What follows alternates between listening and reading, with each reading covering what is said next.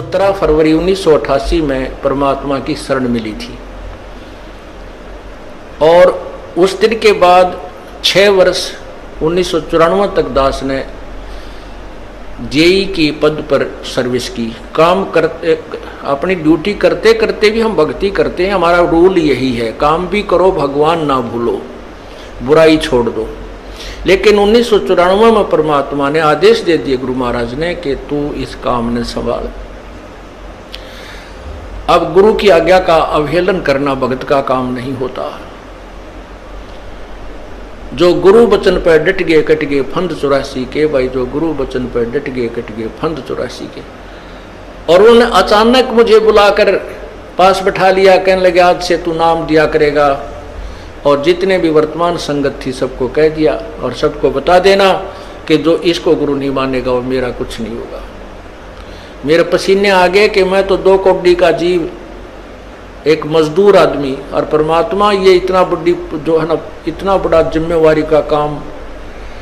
और उनके पुराने पुराने भक्त निरे थे, लाल कपड़े पहन कर बाबा जी भी बन रहे थे, उनके साथ रहा करते।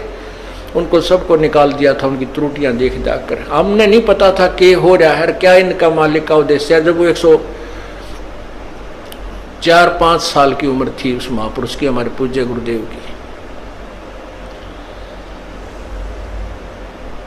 और कहा मैं तेरे साथ रहूंगा।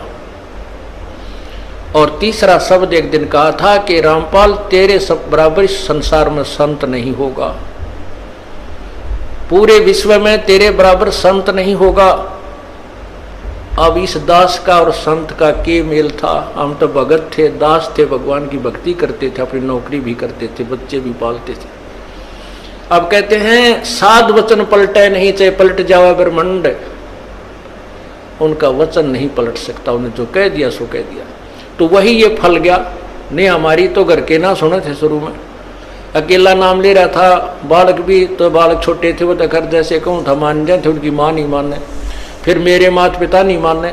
अगले भाई पुरानी लाग कुकर छोड़ना, बड़े साके में पा आया। फिर परमात्मा से अर्ज करी, धीरे धीरे वो समझन लागे।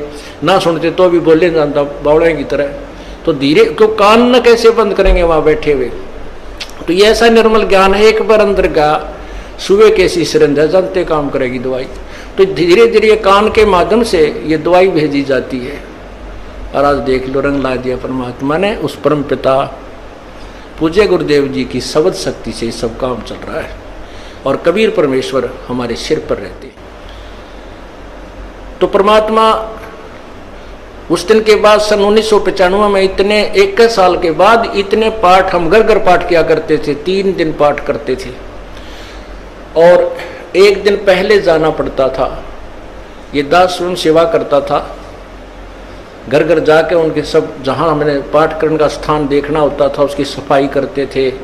कईयों का देख का कमरा होता बड़ा सा, उसी में पाठ भी करना, उसी में खाना भी बनाना, उसी में खाना भी उसी में, सोना भी उसी में। तो उस ढंग से अपनी सेटिंग कर लेते हम, इतनी जगह में पाठ कर लेंगे। तो मेरा जाना अति आवश्यक था उस समय, क्योंकि ये स्टार्ट था भक्ति का और स्टार्ट था इस 500 यज्ञ करने का। किसी को नहीं मालूम था, बच्चे थे सहयोग देने लगे। और धीरे धीरे फिर वो क्या हुआ कि इतने पाठ हो गए कि मुझे नौकरी, पहले तो क्या करता था, शुक्रवार को पाठ प्रारंभ किया। शुक्र शनि ड्यूटी करके सामने चले जाते बृहस्पतिवार को, शुक्रवार को रात में तैयारी करते, शुक्रवार को शनिवार को अब पाठ प्रारंभ करके अपनी नौकरी पर चला जाता। फिर शाम ना आ लेता, शनिवार इतवार की छुट्टी हो जाती, काम चल रहा था। वो हफ्ते हफ्ते में हुए, फिर होने लगे डेली। अब अफसर भी दुखी और मैं भी दुखी, तो फिर उस दिन रिजाइन कर दिया परमात्मा के नाम पर। 18 साल की नौकरी होगी थी मेरी। हालांकि कुछ और भी हमारे साथी कह रहे थे भाई अभी 2 साल और डट जाओ आपकी पेंशन बन जाएगी। वाह भैया पेंशन तो करा कितनी बार होगी। जो पेंशन ई बनेगी ना, या कद्दे नहीं बनी थी, या असंख्य जन्मों की पेंशन बन जाएगी। तो वो तो इस बात को नहीं समझे थे, उन्हें तो मुझे मूर्ख ही समझा। और दास की सौभाग्य था कि मुझे नौकरी या मजदूरी मिल गई भगवान की। और उसकी पुण्यात्माओं को दलदल से निकालने की। कहते आत्म प्राण उद्धार ही ऐसा धर्म नहीं, और धर्म तो और भी है, दान करते हैं, भूखों को भोजन देते हैं, असहाय की सहाय करते हैं, लेकिन जो आत्म प्राण उद्धारी ऐसा धर्म नहीं। और धर्म तो ये भी है जो गौशाला बना रखी है, धर्म वो भी है जो चिड़िया ऊपर चुग्गा डाल देते हो पशु पक्षियों को, वो भी विकलांगों के जो ऑपरेशन वगैरह कराए जा रहे हैं वो भी धर्म है, अनाथ आश्रम है वो भी धर्म है। लेकिन जो आज गऊ हैं उनकी सेवा कर रहे हैं, अच्छी है, क्योंकि कोई भी प्राणी है, चाहे भैंस है, पशु है, कोई किसी प्रकार का, सबकी सेवा हमने इसी दृष्टिकोण से करनी चाहिए, क्योंकि सब में एक जैसा जीव है, वो भी धर्म है। लेकिन अब तो वो आज वो गाय है, आज कोई भैंस है, और जन्म होने के बाद फिर वो सूअर की जोनी में जा सकती है, उस बीमारी तो कौन छुटाएगा उसको।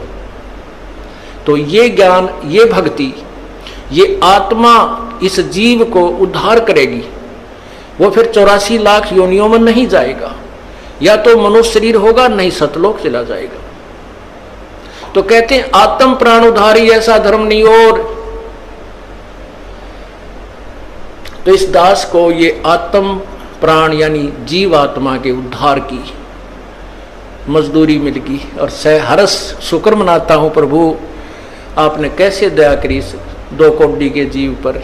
और ऐसे निर्मल भगवान की महिमा, ओए होए होए, जिसके नाम लेते हैं रूंग रूंग खड़े हो जाते हैं। उसके बाद परमात्मा की ऐसी महिमा हुई, अब मुझे इतनी खुशी होती है। कैसा निर्मल समाज तैयार हो रहा है, बीड़ी शराब मांस तंबाकू उसको देखकर भी राजी नहीं है। अब ये पुण्यात्मा दोनों हाथों दान करते हैं, और हम पहले लूटन पर लगे रहा करते थे, पाप बढ़ाते थे, ये माया साथ नहीं जानी थी कि इतना नरक इकट्ठा कर रहे थे। और परमात्मा क्या कहते हैं, सतगुरु के सजदा करूं कर्म छुटाए कोटि, और जो ऐसे सतगुरु की निंदा करें फिर जम तोड़ेंगे होठ। अब जो लोग बिना देखे सोचे समझे और भक्तों की संतों की बुराई करते हैं, अब क्या बताते हैं कि सतगुरु के सजदा करो जिसने कर्म छुटाए कोट, करोड़ों पाप कर्मों से हटाकर और पुण्य कर्मों पर लगा दिया। कितने पाप कर्म बचा दिए हमारे। और जैसे ऐसे सतगुरु की जो निंदा करते हैं, कहते हैं उनके जम तोड़ेंगे होठ, यम के दूत उनके इसे लठ मारेंगे, चाहे कितने लागो, मुंह पे होठा पे। होठ इसलिए कहा कि इस पर ज्यादा दर्द होया करे, सोई भी बुढ़ी आया करे। तो कहते हैं वो जम तोड़ेंगे होठ जो बकवाद किया करते थे, संतों की निंदा करते थे। नित्यानंद जी महाराज ने यहां तक कहा है, भाई तू ना मानता ना, ठीक है अपना और काम कर ले और कुछ कह सुन ले, पर संत की निंदा मत करिए, ये तेरे लिए बहुत जबरदस्त पाप बन जाएगा। लेकिन जो इस मार्ग से परिचित नहीं है, वो नादान बच्चे आग में हाथ दे देते, बिजली के तार को छू लेते। और ज्ञान होता सत्संग से, और सत्संग में ये काल नहीं आने देता। तो उस दिन के बाद परमात्मा की ऐसी रजा हुई कि बाग लाग गया भगवान का। और यही प्रार्थना करता रहा, परमात्मा तेरे बच्चे तुझे समझे पहचाने, दास को ये नौकरी दी है, इसमें सफल भी आप ही करोगे। इन लोगों ने तो आपको भी नहीं बख्शा था, जब जिसमें आप यहां आए थे काशी में 120 वर्ष रह कर गए, सारा जीवन आपके पीछे पड़े रहे। उन दुष्ट आत्मा स्वार्थियों ने अपने स्वार्थ के लिए जनता को सत्य ज्ञान नहीं समझने दिया, और परमात्मा को बहुत यातनाएं दी गई।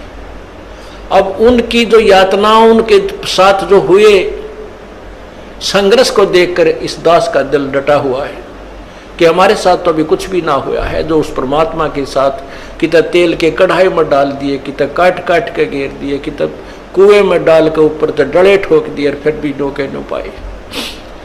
वो तो समर्थ थे, और जनता कुछ नहीं बिगाड़ सकी और ना ही उनको समझ सकी। समझना चाहिए था, कुछ लोग समझे भी थे, लेकिन बाद में फिर वो ठीक ढंग से ना लगे तो भगवान ने उनको स्वयं ही रिजेक्ट कर दिया था। परमात्मा क्या बताया करते थे, कैसा ऑथेंटिक उदाहरण दिया करते थे।